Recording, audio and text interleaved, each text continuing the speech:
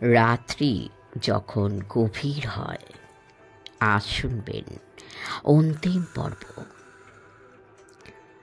প্রতি রাতের মতো আজও রাত্রির অন্ধকার ধূসর কুয়াশার ঘোমটা টেনে পায়ে পায়ে শ্রান্ত ক্লান্ত ধরনের বুকে নেমে এলো। পাখির দল কুলাই গেল ফিরে। সারাদিন খনিতে খেটে ক্লান্ত সাঁওতাল কুলি কামিনরা যে যার ধাওড়ায় ফিরে এসেছে। সুব্রত চুপটি করে বারান্দায় একটা বেতের ডেক চেয়ারে গা এড়িয়ে দিয়ে বসে দূরের দিকে তাকিয়েছিল। কাল হয়তো কিরিটির চিঠি পাওয়া যাবে, কিন্তু আজকের রাতটা একে নির্বিঘ্নে কাটবে? রাতের অন্ধকারে কি আজ আর বিভীষিকাময় মৃত্যুর কঠিন হিম পরশ কোনো হতভাগ্যের উপরে নেমে আসবে না? দূর থেকে সাঁওতালি বাঁশি ও মাদলের সুর ভেসে আসে। জীবনের কোনো মূল্যই ওদের কাছে নেই। প্রকৃতির স্নেহের দুলাল ওরা। মাটির ঘরে অযত্নে বর্ধিত মাটি মাখা সহজ ও সরল শিশুর দল। প্রাণ প্রাচুর্যে জীবনের পাত্র ওদের কানায় কানায় পূর্ণ। শঙ্কর এখনো খাত থেকে ফেরেনি। ঝুমন গরম চা, কেক ও ফল প্লেটে সাজিয়ে দিয়ে গেল। সুব্রত এক টুকরো কেক মুখে পুরে চায়ের কাপটা তুলে নিল। বাইরে আজ ঠান্ডাটা যেন একটু চেপেই এসেছে। মাঝে মাঝে খোলা প্রান্তর থেকে আসন্ন রাতের স্তব্ধতা যেন বহন করে আনে হিমের হাওয়ার ঝাপটা। একসময় চায়ের পাত্র নিঃশেষ করে সুব্রত পাশের টিপয়ে সেটা নামিয়ে রাখল। কত রকম চিন্তা একটার পর একটা মাথার মধ্যে এলো মাকড়সার জালের মতো, এবং সেই জালের সূক্ষ্ম তন্তুগুলি বেয়ে বেয়ে ক্ষুদ্র ক্ষুদ্র চারটি দাগের মতো কি যেন ঘুরে ঘুরে বেড়ায়। কি ওগুলো? ভূতের মতো একাকী চুপ করে এই বারান্দায় ঠান্ডায় বসে বসে কি ভাবছেন? চোখ তুলে তাকায় সুব্রত। কে? শঙ্করবাবু? সুব্রত ধীর কণ্ঠে বলে, কি এত ভাবছেন বলুন তো? এখানে এসে আপনার এত কাছে দাঁড়িয়ে আছি, তবুও টের পাননি? হাসতে হাসতে শঙ্কর জিজ্ঞাসা করে, এবেলা খাদের অবস্থা কেমন? পিসফুলি ওয়ার্ক চলছে তো? হ্যাঁ, কতকটা, যদি কিছু দুর্ঘটনা না আচমকা এসে পারে। হঠাৎ একথা কেন শঙ্করবাবু? বলা তো যায় না। শঙ্কর মৃদু কণ্ঠে বলে, বিমলবাবুর ভাষায় বলতে গেলে এই ভৌতিক ফিল্ড এ যখন তখনই যে কোনো ভয়ঙ্কর ব্যাপারই ঘটে যেতে পারে সুব্রতবাবু। তাছাড়া নতুন ম্যানেজারবাবু এখনও কিন্তু ভূতের হাতে আক্রান্ত হননি যখন। সুব্রত কোনো কথা বলে না। তারপর আপনার কাজ কতদূর এগোলো সুব্রতবাবু? How far you have proceeded? অনেকটা। বলেন কি? শঙ্করের কণ্ঠস্বর উদ্গ্রীব হয়ে ওঠে। হ্যাঁ, কিন্তু এখনো আমাদের দারোগাবাবু এসে পৌঁছলেন না। দারোগাবাবু এখন আসবার কথা আছে নাকি? শঙ্কর উৎকণ্ঠিতভাবে প্রশ্ন করে। তাকে সন্ধ্যার পরেই যে বাসটা থামে তাতে দুজন কনস্টেবল নিয়ে আসতে বলে দিয়েছিলাম। কনস্টেবল নিয়ে আসতে বলেছিলেন? কেন? হঠাৎ কনস্টেবল নিয়ে আসবেন কেন? কাউকে গ্রেপ্তার করবেন নাকি? শঙ্কর সপ্রশ্ন দৃষ্টিতে সুব্রতর দিকে তাকালো, কিন্তু চারিদিককার অন্ধকারে কিছু দেখা গেল না। আবার শঙ্কর প্রশ্ন করে, আমি যে অন্ধকারেই থাকছি সুব্রতবাবু, প্লিজ খুলে বলুন, কাকে গ্রেপ্তার করবেন? খুনিকে, এ রহস্যের হোতাকে। পেরেছেন বুঝতে? পেরেছেন জানতে হত্যাকারী কে? এবার এক রাশ উৎকণ্ঠা শঙ্করের গলার স্বরে ফুটে বেরুল। হ্যাঁ, সুব্রত জবাব দেয়। কে সুব্রতবাবু? আপনিই বলুন না কে। সুব্রত স্মিতভাবে শঙ্করের মুখের দিকে তাকিয়ে প্রশ্ন করে, আগে বলুন এই খনির এরিয়ার মধ্যে সেই লোকটি আছে কিনা, তারপর বলছি। শঙ্কর সুব্রতর মুখের দিকে ব্যাকুল দৃষ্টিতে তাকিয়ে প্রশ্ন করে, যদি বলি আছে? সুব্রত মৃদু স্বরে জবাব দেয়, তাহলে বলবো আমিও একজনকে সন্দেহ করেছি সুব্রতবাবু। কে? বিমলবাবু? এই খনির সরকার? হ্যাঁ, কিন্তু আশ্চর্য, হাউ কুড ইউ গেস? আপনারা দেখছি সর্বজ্ঞ। অ্যাম আই রাইট সুব্রতবাবু? অধীরভাবে শঙ্কর সুব্রতকে প্রশ্ন করে। ইউ আর রাইট শঙ্করবাবু, ধীরভাবে সুব্রত জবাব দেয়। আজ তাহলে বিমলবাবুকে গ্রেপ্তার করছেন বলুন? শঙ্কর আবার জিজ্ঞাসা করে। এমন সময় দারোগাবাবু দুজন কনস্টেবল সমভিব্যাহারে এসে হাজির হলেন। বাংলোর বারান্দায় উঠতে উঠতে দারোগাবাবু বললেন, আমরা এসে গেছি সুব্রতবাবু। মেনি থ্যাঙ্কস, আসুন আসুন। Everything okay? একটু চাপা গলায় বলে ওঠে। ইয়েস, এভরিথিং ওকে, দারোগাবাবু জবাব দিলেন। আপনারা তাহলে একটু অপেক্ষা করুন, আমরা চট করে খাওয়া দাওয়া সেরে রেডি হয়ে নিচ্ছি। উঠুন শঙ্করবাবু, রাত হয়ে গেছে, চলুন খেতে যাওয়া যাক। হ্যাঁ হ্যাঁ চলুন।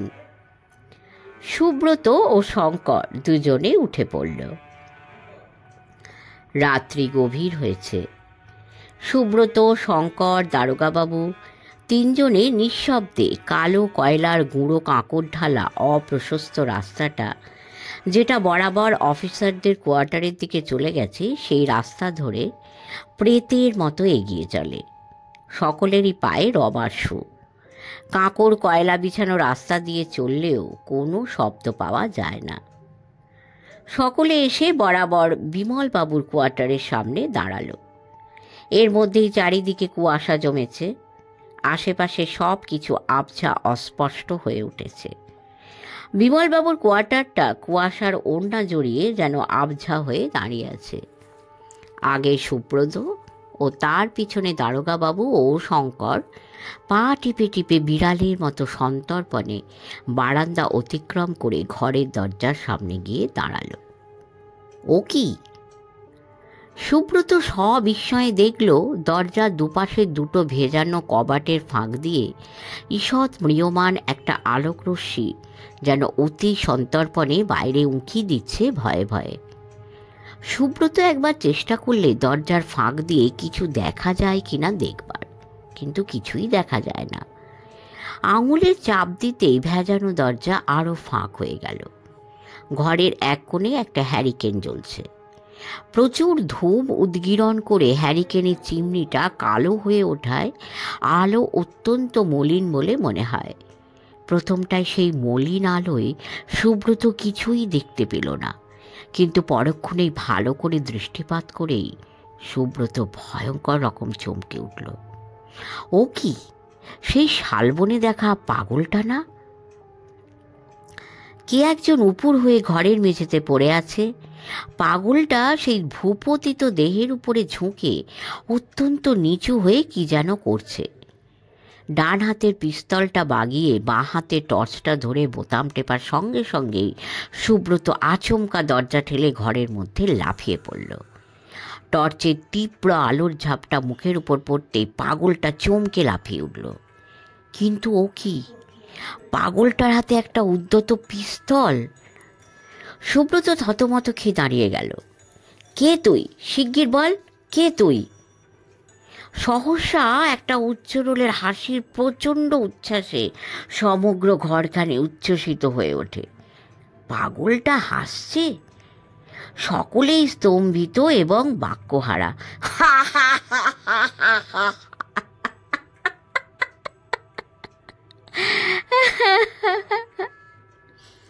হঠাৎ পাগলটা হাসি থামিয়ে স্বাভাবিক গলায় ডাকল, সুব্রত। সুব্রত চমকে উঠল। কে? ভয় নেই, আমি কিরিটি।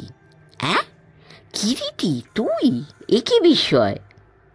সঙ্গে সঙ্গে শঙ্করও বলে উঠল, কিরিটি তুই? হ্যাঁ, কেন এখনো বিশ্বাস হচ্ছে না যে আমি শ্রীহীন কিরিটি রায়? কিন্তু ব্যাপার কি, মাটিতে পড়ে লোকটাকে? সুব্রত কিরিটির মুখের দিকে তাকিয়ে প্রশ্ন করল। বিমলবাবুর মৃতদেহ। কার কার মৃতদেহ? অস্ফুট কণ্ঠে সুব্রত চিৎকার করে উঠল। কলিয়ারি সরকার বিমলবাবু, যাকে গ্রেপ্তার করার জন্য তোমাদের আজকে রাত্রের এই দুঃসাহসিক অভিযান। বন্ধু, চলো বন্ধু, এবার বাসায় চলো। দারোগা বাবু, আপনার সঙ্গে যে কনস্টেবল দুটি এনেছেন তাদের এই মৃতদেহের জিম্মায় আজকে রাতের মতো রেখে চলুন শঙ্করের বাংলোয় ফেরা যাক। চল সুব্রত, হাঁ করে দাঁড়িয়ে দেখছিস কি? গাম ইলাস্টিক দিয়ে এক মুখ দাড়ি করে চুলকে চুলকে প্রাণ আমার ওষ্ঠাগত হবার জোগাড় হলো। কিন্তু সুব্রত আমতা আমতা করে বলল, এর মধ্যে আবার কিন্তু কি এ ছোকরা? চল চল, রাত কত হলো তার খবর রেখেছিস? বাড়িতে চল, ধীরে সুস্থে বলবো। তাহলে বিমলবাবু? সুব্রতর কথা শেষ হলো না। কিরিটি বলে উঠল, আজ্ঞে না, ইউ আর মিস্টেকেন, বিমলবাবু খুনি নন। তবে? তবে আবার কি, অন্য লোক খুনি। কে খুনি? কাল সকালে বলবো, এখন চল বাংলোয় ফেরা যাক। কিন্তু আমার যে কেমন সব গোলমাল হয়ে যাচ্ছে কিরিটি, সুব্রত বললে। অর্থাৎ তুমি একটি হস্তি মূর্খ। শোন, কানে কানে একটা কথা বলি। সুব্রতর কানের কাছে মুখ নিয়ে চাপা স্বরে কিরিটি কি যেন ফিসফিস করে বলতেই সুব্রত লাফিয়ে উঠল। হ্যাঁ, বলিস কি? আশ্চর্য, খুব আশ্চর্য। কিন্তু তার একটি হাত ও একটি ডান হাত ও বাঁ হাত ছিল যন্ত্রস্বরূপ। কিরিটি বললে, এই হতভাগ্য বিমলবাবু হচ্ছে বাঁ হাত। সে রাত্রে বাংলোয় ফিরে গরম জল করিয়ে কিরিটি ছদ্মবেশ ছেড়ে স্থির হতে হতে প্রায় রাত্রি 2:30 বেজে গেল। ঝুমনকে ডেকে শঙ্কর কিছু লুচি ও তরকারি করবার জন্য আদেশ দিতেই কিরিটি বাধা দিলে। আরে খেপেছিস শঙ্কর? এই রাত্রে মিথ্যে কেন ও বেচারিকে কষ্ট দিবি? তার চাইতে বল 1 কাপ গরম গরম চা বানিয়ে দিই, আর তার সঙ্গে ঘরে যদি কেক বিস্কিট কিছু থাকে তবে তাই 2-4টে দে, তাতেই হয়ে যাবে। ঘরে কেক ছিল। ঝুমন একটা প্লেটে করে কয়েকটা পাম কেক ও 1 কাপ চা এনে কিরিটির সামনে টিপয় নামিয়ে রাখতে রাখতে বলল, একদিন আর সাহেব কয়টা লুচি ভেজে, কতক্ষণই বা লাগবে? কিরিটি হাসতে হাসতে বললে, ওরে না না, তুই শুতে যা, এতেই আমার হবে। কাল যদি এখানে থাকি তো বেশ পেট ভরে খাওয়াস, ঠিক আছে? ঝুমন চলে গেল। কিরিটি জামার পকেট থেকে চুরুট বের করে তাতে অগ্নি সংযোগ করে মৃদু টান দিতে লাগলো। কিছুক্ষণ ধূমপান করবার পর প্রায় ঠান্ডা চায়ের কাপটা তুলে নিতে নিতে বলল, cold tea with a Burma cigar is a joy forever. সকলে একসঙ্গে হেসে উঠল কিরিটির নিজস্ব কবিতা শুনে। কিন্তু আমার শরীর যে ঘুমে ভেঙে আসছে শঙ্কর, শীঘ্র কোথায় শুতে দিবি বল? কিরিটি শঙ্করের মুখের দিকে তাকিয়ে বলল। শঙ্কর নিজের ঘরেরই এক পাশে একটা ক্যাম্প খাটে কিরিটি শোয়ার বন্দোবস্ত করে দিল। কিরিটি শয্যার উপরে গা এলিয়ে দিয়ে লেপটা টেনে নিল। পরের দিন সকালে শঙ্কর ঘুম ভেঙে উঠে বসেছে, এমন সময় একজন সাঁওতাল কুলি ছুটতে ছুটতে এসে হাজির। বাবু, হুজুর, মালিক এসেছেন গো। মালিক? কখন এলেন তিনি? এগে কাল রাতে বাবু। কে কাল রাতে এসেছেন শঙ্কর? চমকে ফিরে তাকিয়ে দেখি খোলা দরজার ওপরে দাঁড়িয়ে কিরিটি। আগে খনির মালিক সুধাময় বাবু কাল রাত্রে এসেছেন। যা, তাড়াতাড়ি মনিবের সঙ্গে একবার মোলাকাত করে আয়। হ্যাঁ হ্যাঁ, যাই। হাত মুখ ধুয়ে শঙ্কর তখনই মনিবের সঙ্গে দেখা করতে ছুটল। খনির অল্প দূরে মাঠের মধ্যে একটা বাংলো প্যাটার্নের বাড়ি। খনির 2জন অংশীদার, হনুমান প্রসাদ ঝুনঝুনওয়ালা আর সুধাময় চৌধুরী। অংশীদারের মধ্যে কেউ কখনো এলে ওই বাংলো বাড়িতেই ওঠেন, অন্য সময় বাংলো তালা চাবি দেওয়াই থাকে। শঙ্কর যখন এসে বাংলো বাড়িতে প্রবেশ করল, সুধাময়বাবু তখন ঘুম ভেঙে উঠে বসে ধুমায়িত চায়ের সঙ্গে গরম গরম লুচির সদ্ব্যবহার করছেন। ভৃত্যকে দিয়ে সংবাদ পাঠাতেই শঙ্করের ভিতরে ডাক এলো। বহুমূল্য আসবাবপত্রে সাজানো কক্ষখানি গৃহস্বামী রুচির পরিচয় দেয়। একটা বেতের চেয়ারে বসে সুধাময়বাবু প্রাতরাশ খাচ্ছিলেন। শঙ্কর ঘরে ঢুকে হাত তুলে নমস্কার জানালো। নমস্কার স্যার। নমস্কার নমস্কার, বসুন। আপনি এখানকার নতুন ম্যানেজার শঙ্কর সেন? আগে, বেশ বেশ। শঙ্কর একটা চেয়ার টেনে নিয়ে বসল। ওরে, কে আছিস? ম্যানেজার বাবুকে চা দিয়ে যা। সুধাময়বাবু হাঁক দিলেন। না না, ব্যস্ত হবেন না, এইমাত্র বাড়ি থেকে চা খেয়েই বেরোচ্ছি। তাতে আর কি, অ্যাড এ কাপ মোর, কোনো হার্ম নেই। শঙ্কর সুধাময়বাবুর দিকে চেয়ে চেয়ে দেখতে লাগলো। উঁচু লম্বা বলিষ্ঠ চেহারা, মাথার মাঝখানে সিঁথি, চোখা নাক, চোখ দুটি ক্ষুদ্র ক্ষুদ্র কিন্তু বেশ লালচে, শিকারী বিড়ালের মতো সদা চঞ্চল, অস্থির ও সজাগ। গায়ের রং আবলুস কাঠের মতো কালো। ভদ্র বেশ না হলেও সাঁওতালদেরই একজন বলে ধরা যেতে পারত অনাসেই। গায়ে দামি রঙে দামি সার্জের গরম স্যুট। ভৃত্য চা দিয়ে গেল। শঙ্কর চায়ের কাপটা টেনে নিল। তারপর, মিস্টার সেন, আপনাদের কাজকর্ম চলছে কেমন? মন্দ না, তবে পরপর এমনভাবে খুন হওয়ায় এখানকার কুলি কামিনদের মধ্যে ভীতির সৃষ্টি হয়েছে। তাছাড়া কাল রাত্রে আমাদের সরকার মশাই বিমলবাবু অদৃশ্য আততায়ীর হাতে নিহত হয়েছেন। কে নিহত হয়েছেন? আগে বিমলবাবু। The villain, rightly served. I hated him most amongst my employees, but I am also determined to give up my shares. I am really fed up with all these. ঝুনঝুনওয়ালাও আজই বিকেলের দিকে এসে পৌঁছেছেন। শুনলাম তিনিও বেচে দেবেন তার শেয়ার। মনিবকে নিয়ে ঘুরে ঘুরে কাজকর্ম দেখে শঙ্করের বাংলোয় ফিরতে ফিরতে বেলা 2টো বেজে গেল। সন্ধ্যা ধূসর ছায়া ধরিত্রীর বুকে যেন রহস্যের জবনিকার মতো নেমে এসেছে। শঙ্করের ডাকবাংলোয় সকলে একত্রিত হয়েছে। খনির 2 অংশীদার সুধাময় চৌধুরী ও হনুমান প্রসাদ ঝুনঝুনওয়ালা, সুব্রত, কিরিটি, দারোগাবাবু ছদ্মবেশে ও শঙ্কর নিজে। কিরিটি বলেছে আজ অপরাধী কে সকলের সামনে প্রকাশ করে বলবে এবং হাতে হাতে দারোগাবাবুর জিম্মায় দিয়ে দেবে। সুধাময়বাবু ও ঝুনঝুনওয়ালা দুজনেই বলেছেন অপরাধীকে ধরিয়ে দিতে পারলে দুজনেই 5,000 করে 10,000 টাকা কিরিটিকে পুরস্কার দেবেন। কিরিটি বলতে লাগলো, Before I mention the name, let me have my reward first of all, with the promise that if I fail, I will return the same.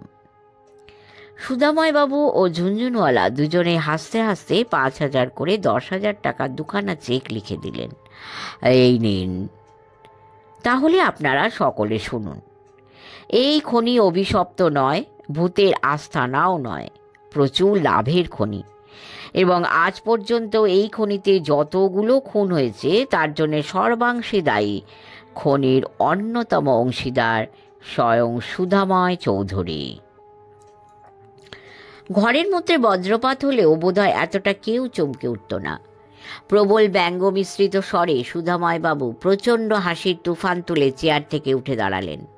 তার এক হাতে প্যান্টের পকেটে আর এক হাত সহসা পিস্তলের গর্জনে শোনা গেল অন্য হাতে পিস্তল। বুম! উফ! একটা বেদনার্থ চিৎকার করে সুধাময়বাবু এক পাশে টলে পড়লেন। এক হাত দিয়ে ডান দিকের পাঁজরা চেপে ধরে অন্য হাত থেকে একটা রিভলভার ছিটকে পড়ল। শয়তান, কুকুর, তোকে কুকুরের মতোই গুলি করতে বাধ্য হলাম। দারোগা সাহেব গর্জন করে উঠলেন। না হলে তুই হয়তো এখনই আমায় গুলি করতিস। জীবনে হয়তো আজ এই প্রথম সত্যিকারের গুলি করতে বাধ্য হলাম, কিন্তু তার জন্য আমার এতটুকু অনুশোচনা হচ্ছে না। যে নৃশংস এতগুলো খুন পর পর করতে পারে তার একমাত্র শাস্তি পাগলা কুকুরের মতো গুলি খেয়ে মরা। উফ কিরিটিবাবু, আপনার কথাই ঠিক। অতি লোভ সত্যি শেষ পর্যন্ত আমার মৃত্যুর কারণ হলো। হ্যাঁ, স্বীকার করছি, আমি সব খুন করেছি। উফ। ধীরে ধীরে হতভাগ্য সুধাময় চৌধুরীর প্রাণবায়ু বাতাসে মিশে গেল। সহসা যেন নাটকের যবনিকাপাত ঘটল। ঘরের সবকটি প্রাণী স্তব্ধ, কারো মুখে কোনো কথা নেই। কিরিটি এতক্ষণে চেয়ারটা টেনে নিয়ে বসল। এবারে আমি আমার বক্তব্য সব সংক্ষেপে শেষ করব, কেননা আজকে রাত্রের বাসই আমায় ধরতে হবে। একটা কথা সর্বাগ্রে আপনাদের কাছে খুলে না বললে আমার এই ব্যাপারে এক্সপ্লেনেশনটা সহজবোধ্য হবে না। বর্তমানে এই যে এখানকার কলিয়ারিটা দেখছেন, 50 বছর আগে এই কলিয়ারির পাশের ওই একটা কলিয়ারি হঠাৎ একদিন দ্বীপ্রহরে কোনো অজ্ঞাত কারণবশত ধসে যায়, এইরূপ কিংবদন্তি আছে। তারপর থেকে এখানকার আশেপাশের লোকেরা এই জায়গাটা সম্পর্কে নানা প্রকার মন গড়া বিভীষিকার কথা তুলে এটাকে অভিশপ্ত করে তোলে। এমনি করে দীর্ঘ 40টা বছর কেটে যায়, কেউ এর পাশে ঘেঁষে না। এমন সময় কলিয়ারি শুরু করবার ইচ্ছায় মিস্টার ঝুনঝুনওয়ালা ও সুধাময় চৌধুরী এদিকে ঘুরতে ঘুরতে এই অভিশপ্ত ফিল্ডটার সন্ধান পান এবং অচিরে এটা লিজ নেন 90 বছরের জন্য, খুব সামান্য টাকায়। কিন্তু কাজ আরম্ভ করতে আরও বছর 4 কেটে যায়। তারপর কাজ শুরু হলো। কাজ বেশ এগুচ্ছে এবং ফিল্ড থেকে প্রচুর কয়লা উঠছে। এই সময় শয়তান সুধাময়ের মনে কুমতলব জাগল। তিনি মনে মনে বদ্ধপরিকর হলেন ঝুনঝুনওয়ালাকে ফাঁকি দিতে। কিন্তু কেমন করে ঝুনঝুনওয়ালাকে সরানো যায় সেই চিন্তা করতে লাগলেন। একদিন খনির কাজ পরিদর্শন করতে এসে সামান্য অজুহাতে খনির সরকার বিকাশবাবু ও ম্যানেজারের অ্যাসিস্ট্যান্ট সত্যকিঙ্কর বাবুকে বরখাস্ত করে নিজের লোক বিমলবাবু ও চন্দন সিংকে নিযুক্ত করে গেলেন। চন্দন সিং ও বিমলবাবু ছিল সুধাময়ের ডান ও বাঁ হাত, অপকর্মের প্রধান সঙ্গী বা সহায়ক। বিমলবাবু ও চন্দন সিং সুধাময়কে সকল সংবাদ সরবরাহ করত এবং খনিটা ভৌতিক এই কিংবদন্তিকে আরও সুদৃঢ় করবার জন্য প্রোপাগান্ডা চালাতো দিবারাত্র নানাভাবে। সুধাময় বাবুর রং ছিল ঘোর কৃষ্ণবর্ণ। নিজে বহুকাল সাঁওতাল পরগনায় ঘুরে ঘুরে সাঁওতালদের সামাজিক রীতিনীতি, আচার ব্যবহার ও কথাবার্তা পুরোপুরিভাবেই আয়ত্ত করেছিলেন এবং যাতে করে তিনি অনায়াসেই সাঁওতাল কুলিদের মধ্যে তাদের একজন সেজে দিব্যি খোশ মেজাজে একের পর এক খুন করে চলেছিলেন, অথচ কেউ কোনো দিন সন্দেহ করবার অবকাশ পায়নি। সুব্রতকে পাঠিয়ে দিয়েই আমি গোপনে পরের দিন সকালেই পাগলের ছদ্মবেশে এখানে চলে আসি এবং চারিদিকে নজর রেখে ব্যাপারটা বোঝবার চেষ্টা করি। আমার কেন যেন মনে হয় যে খুন করেছে এইভাবে পরপর ম্যানেজারদের, সে এখানেই সর্বদা উপস্থিত থাকে। কিন্তু কিভাবে সে এখানে থাকতে পারে? কর্মচারীদের মধ্যে একজন হয়ে থাকা তার পক্ষে সম্ভব নয়, কেননা তাতে চট করে ধরা পড়বার সম্ভাবনা খুব বেশি। তবে কেমন করে সে নিজেকে লুকিয়ে রাখতে পারে? অথচ একথা যখন অবধারিত, এখানে সর্বদা উপস্থিত না থাকলে চারিদিকে দেখে শুনে তার পক্ষে মানুষ খুন করা সম্ভব হয় না। তখন নিশ্চয়ই কুলিদের মধ্যেই তাদের একজন হয়ে নিজেকে লুকিয়ে রেখেছে। সঙ্গে সঙ্গে অনুসন্ধান শুরু করে দিই এবং এখানে আসবার দিন রাত্রে যখন কুলিদের মধ্যে একজন খুন হলো, সে সময় আমি কুলিদের ধাওড়ার মধ্যেই কুলি সেজে উপস্থিত ছিলাম। কুলিটাকে খুন করে সুধাময় কুলির ছদ্মবেশে যখন পালায়, তখন আমি অন্ধকারে অনুসরণ করে তার ঘরটা দেখে আসি। বিমলবাবু ও চন্দন সিংয়ের সাহায্যে 9 জন কুলিকে রাতারাতি ধানবাদে কাজের অছিলায় হাঁটা পথে রেল লাইন ধরে প্রচুর টাকা ঘুষ দিয়ে বিদায় করে মাত্র একজন কুলি নিয়ে বিমলবাবুর সাহায্যে রামলোচনের জামার পকেট থেকে চাবি চুরি করে খনির মধ্যে নেমে ডিনামাইট দিয়ে পিলার ধসিয়ে 13 নম্বর কাঁথি ভাঙা হয়, তাও আমার নজর এড়ায় না। সুব্রত, তুই রুমালে বাঁধা পলতে ও ডিনামাইট পেয়েছিস। পরের দিন সকলে যখন 10 জন মারা গেছে জানতে পারে, যদিও মারা গেল মাত্র একজন, একটা শুধু কুলিদের মধ্যে ভয়ে সঞ্চার করবার জন্য এটা সাজানো হয়েছিল। ম্যানেজারদের মারা হয় চারিদিকে সকলের মনে একটা ভয়াবহ আতঙ্ক জাগাবার জন্য, যাতে করে খনির কাজ বন্ধ হয়ে যায় এবং খনির কাজ বন্ধ হয়ে গেলে নিজের শেয়ার ছেড়ে দেবার ভান দেখিয়ে ঝুনঝুনওয়ালাকে দিয়ে তার শেয়ারও বিক্রি করিয়ে বেনামিতে সমগ্র খনিটা কিনে নিলেই কাজ হয়ে যায়। সব কিছু প্রায় হয়ে এলো। সুধাময় ঝুনঝুনওয়ালার সঙ্গে চিঠিপত্র লিখে যখন সব ঠিক করে ফেললে, তখন তার অপকর্মের সহায়ক বিমলবাবু ও চন্দন সিংকে সরাবর মতলব করল। গতকাল বিমলকে মারলেও চন্দন সিং নাগালের বাইরে পালিয়ে গেল, কেননা প্রভুর মনোগত ইচ্ছাটা সে আগেই টের পেয়েছিল। মেটালিক নেলস পরে তাতে বিষ মাখিয়ে হাতের আঙুলে পড়ে তার সাহায্যে গলা টিপে সুধাময় কাজ হাসিল করত। স্ট্রাগল করবার সময় সেই মেটালিক নেলস গলার মাংসে বসে গিয়ে বিষের ক্রিয়ায় মৃত্যু ঘটাত। এখন কথা হচ্ছে ষাঁড় দুলে ডাক যেটা শোনা যেত, সেটা আর কিছুই নয়। সুধাময় নিজেই মুখ দিয়ে বাঘের হুবহু অনুকরণ করতে পারত।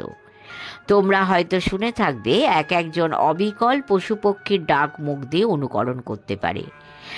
এটা একটা মানুষকে ভয় দেখাবার ফন্দি। তাছাড়া খুব উঁচু হিলওয়ালা এক প্রকার কাঠের জুতো পরে গায়ে একটা ধূসর বর্ণের ওড়না চাপিয়ে সুধাময় মাঠের মধ্যে দিয়ে দ্রুত বেগে চলত। সে একটু বেশি রকম লম্বা ছিল, তার উপরে কাঠের জুতো পরাতে তাকে বেশ অস্বাভাবিক রকমের লম্বা মনে হতো।